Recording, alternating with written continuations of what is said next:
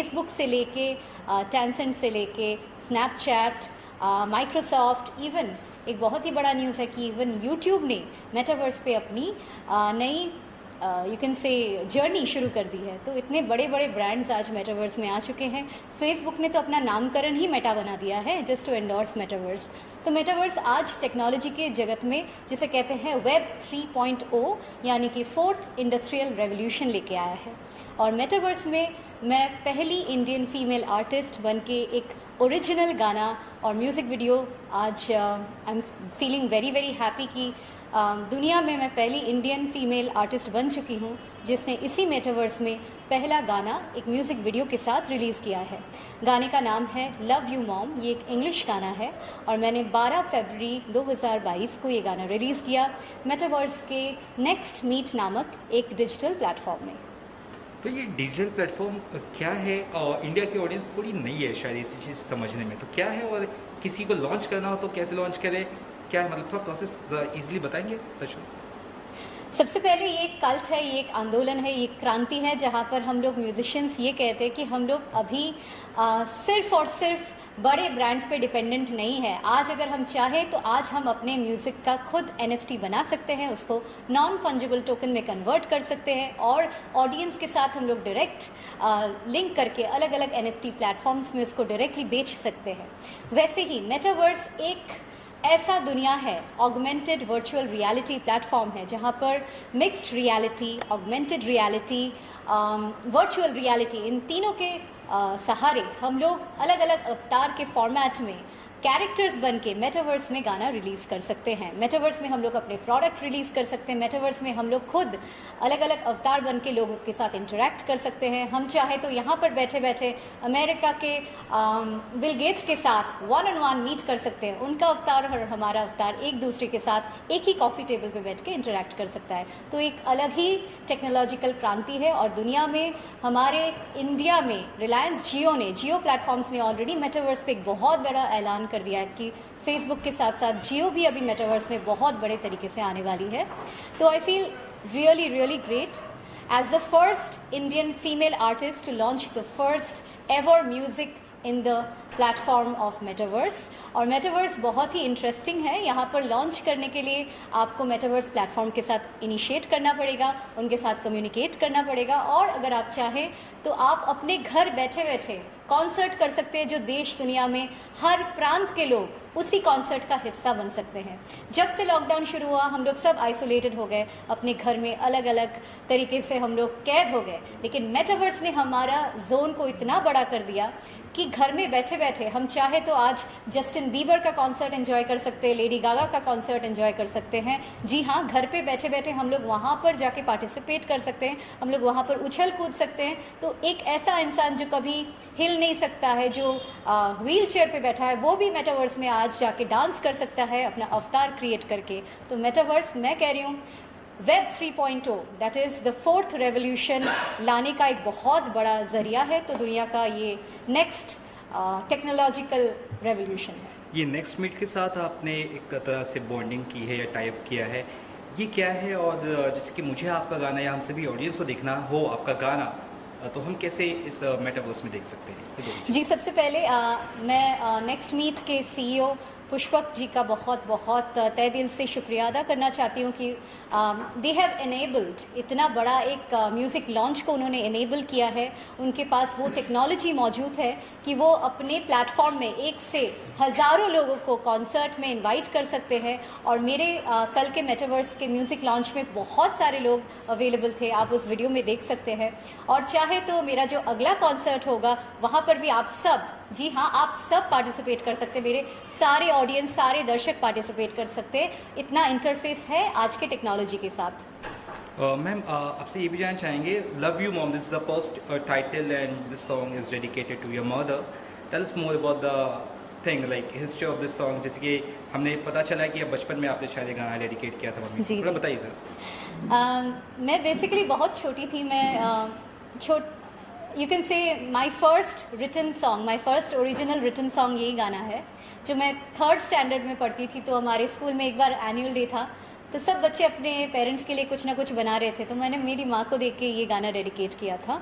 और मेरे को हमेशा से मेरे दिल में ये इमोशंस थे, क्योंकि माँ को वो गाना सुन के उनकी आँखों में आंसू आ गए थे। तो मुझे हमेशा से लगा कभी अगर मैं कंपोज़र बनूँ दुनिया में, if I could ever become a composer, तो this would be my first song.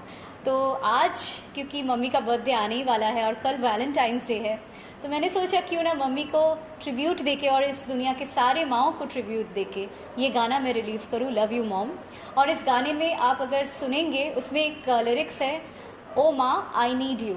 इसका मतलब मैंने यहाँ पर इंग्लिश में गाना बनाने के बावजूद मैंने उसमें एक इंडियननेस रखा, क्योंकि हम लोग जब मदर बोलते हैं तो उसका अलग मीनिंग होता है, लेकिन जब उसको हम माँ कह के बुलाते हैं तो उसमें एक अलग इमोशन होता है।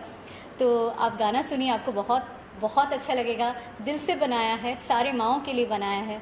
और मैं चाहती हूँ आप सब इस वैलेंटाइंस डे में अपने मम्मी को सबसे बड़ा वैलेंटाइन बना के ये तोहफा ज़रूर उनसे शेयर करें। ये लव यू, लाइन आप सुनाते तो हाँ बिल्कुल जी।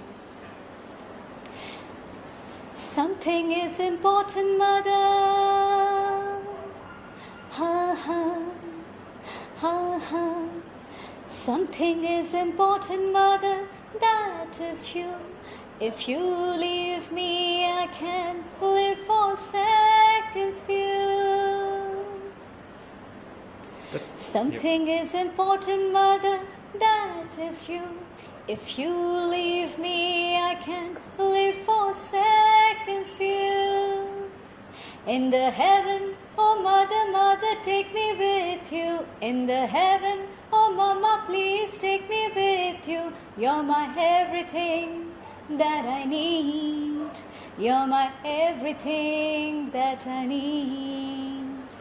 Oh mother, you are great and I need you and you. Something is important, mother, that is you.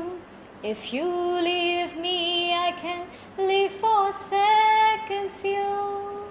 और अभी सबसे प्यारा वो लाइन है, ओ माँ, ओ माँ, ओ माँ, ओ माँ, I need you, oh I need you, oh माँ, oh माँ, oh माँ, oh माँ, I need you, mama, I love you.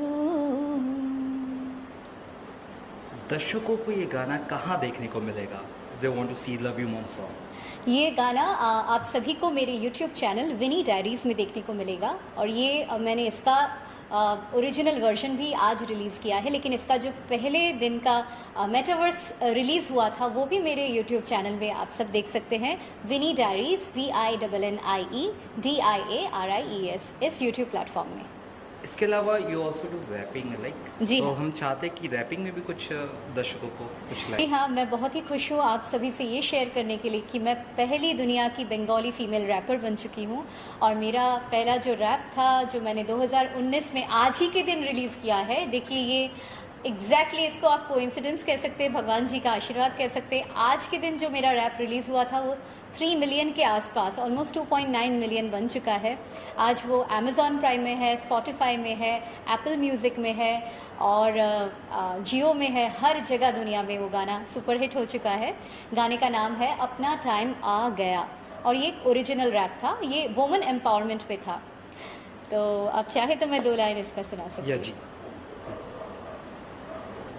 छोटे से शहर की हूँ, स्मॉल टाउन गर्ल मैं, इरादे कहर एटीट्यूड ये कत्ल है, खुद के दम पे खुद से बन के खुद की राह खुद तय करके दिखा दिया लड़की होती है क्या असल में। जो बेटियों को बेड़ियों में बांधे, कहे माँ बाप के न बन पाए कांधे।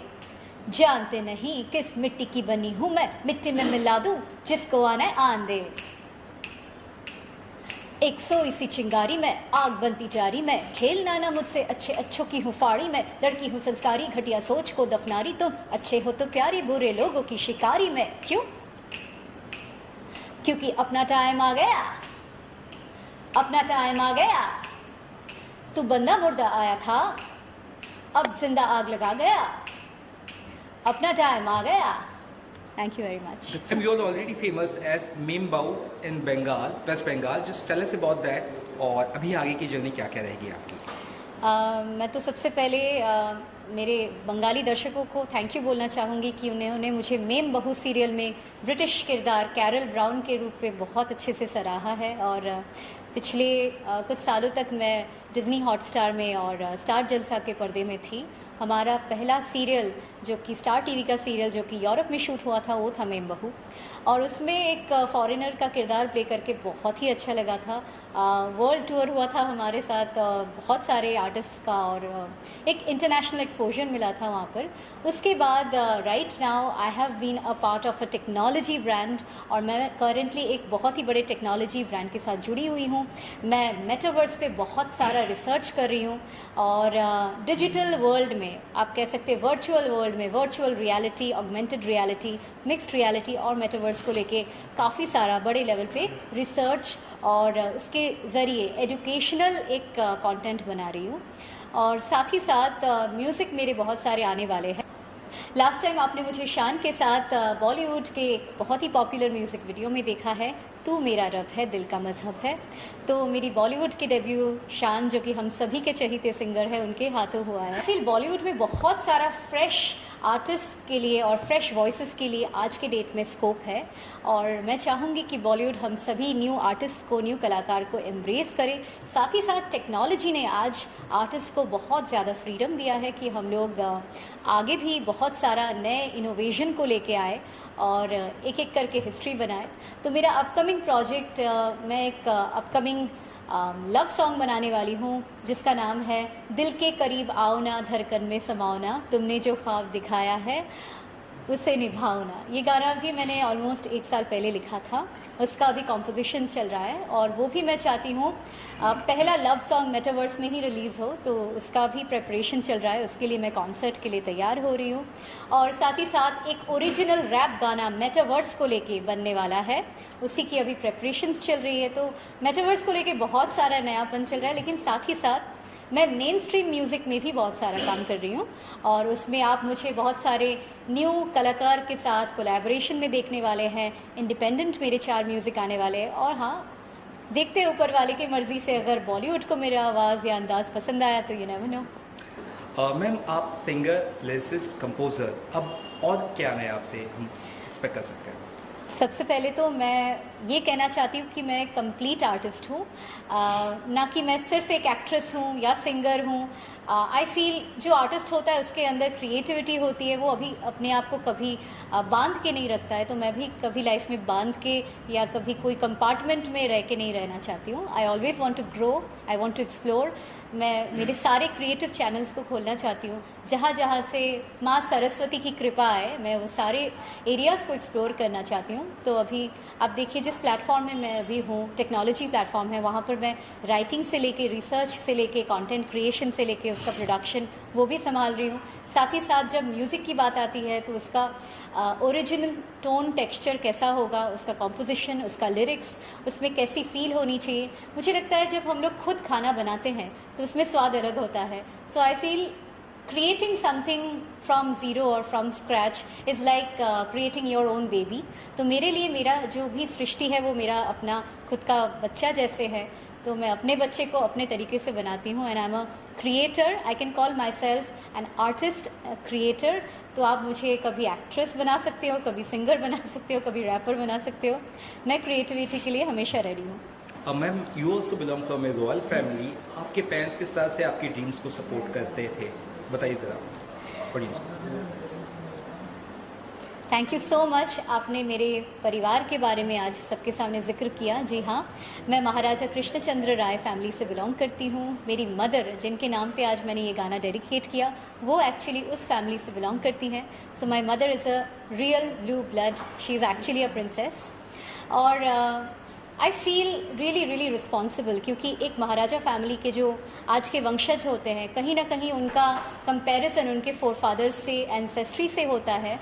तो हाँ, एक रॉयल फैमिली से बिलोंग करने के साथ साथ मैं उनका जो गोल था, दैट इज़ जन कल्याण के लिए बहुत सारा काम करना। तो मेरा भी ड्रीम है, मैं जो भी क्रिएटिव आर्ट करूँ, जो भी काम करूँ, उसमें एक यूनिवर्सल टच हो, उसमें एक यूनिवर्सल अपील हो, उससे लोगों को अच्छा महसूस करने को मिले, लोगों को एक अच्छी फील गुड फैक्टर मिले, और आगे जाके मैं एनिमल्स के लिए बहुत कुछ करना चाहती हूँ। आगे जाके मैं बहुत सारे पुअर पीपल, स्पेशली जो लोग ओल्ड एज होम्स में जो ओल्ड लेडीज़ एंड जेंटलमैन जो लोग सफ़र करते हैं, उनके लिए मैं बहुत कुछ करना चाहूँगी।